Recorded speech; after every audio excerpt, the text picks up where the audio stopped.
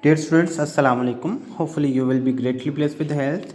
And today's our activity is about the lesson that is the Hazrat Shoaib alayhi salam. Dear students, I hope that you have done the reading properly and learned the word synonyms properly, question answers properly. Today we'll do the book activities. It's about the summary writing. It's about the summary writing. A summary is a short statement that gives only the main points of the text, not the details. The word summary, इसका जो लुगवी मानी है, जो meaning है, जो worldly meaning है, इसका literal meaning है, वो खुलासे का है। जो नॉर्मली स्टूडेंट्स आप लिखते हैं उर्दू में, ये एक लेसन की भी है।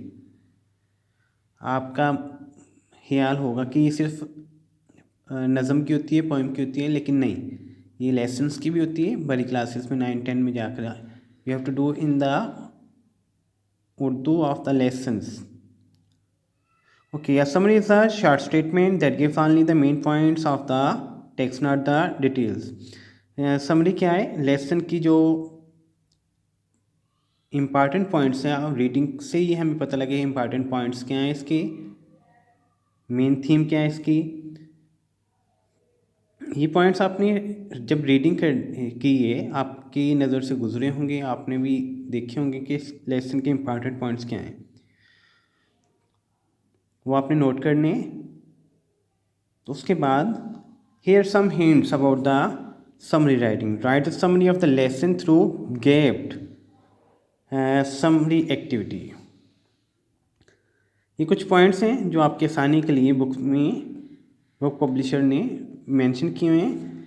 अल्लाह प्रॉफिट्स, इन ब्लैंक्स में अपने कुछ सेंटेंसेस लिखने हैं, यहाँ पे नहीं लिखने, you have to write on your rough notebook, ठीक है। अल्लाह प्रॉफिट, देयर रिस्पॉन्सिबिलिटीज़, यानी कि प्रॉफिट्स कौन से हैं, उनकी रिस्पॉन्सिबिलिटीज़ क्या हैं। हज़रत शुएब अलैहिस्सलाम और पीपल ऑफ मदीन, यानी कि इनका आपस में कैसा रिलेशन था। हज़रत शुएब अलैहिस्सलाम क्या करते थे, पीपल ऑफ मदीन क्या करते थे, और इन दोनों का आपस में सलूक भी क्या था। प्रीच एंड वार्न, हज़रत शुएब अलैहिस्सलाम ने इनको तबलीग की और इन्हें वार्न किया। किस चीज़ से वार्न किया?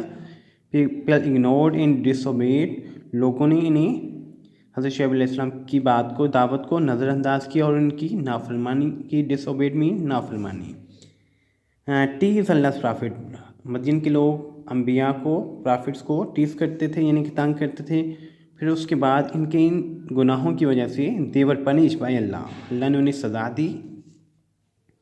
फिर उसके बाद second part is about the अलैका, अल आइका, पीपल ऑफ अलैका का भी इस लेसन में जिक्र है। They refuse to accept Allah's message, उन्होंने अल्लाह के पैगाम को मानने से इनकार कर दिया। उसके बाद उन्हें भी सज़ा मिली। Dear students, these are the main some points that the mention here.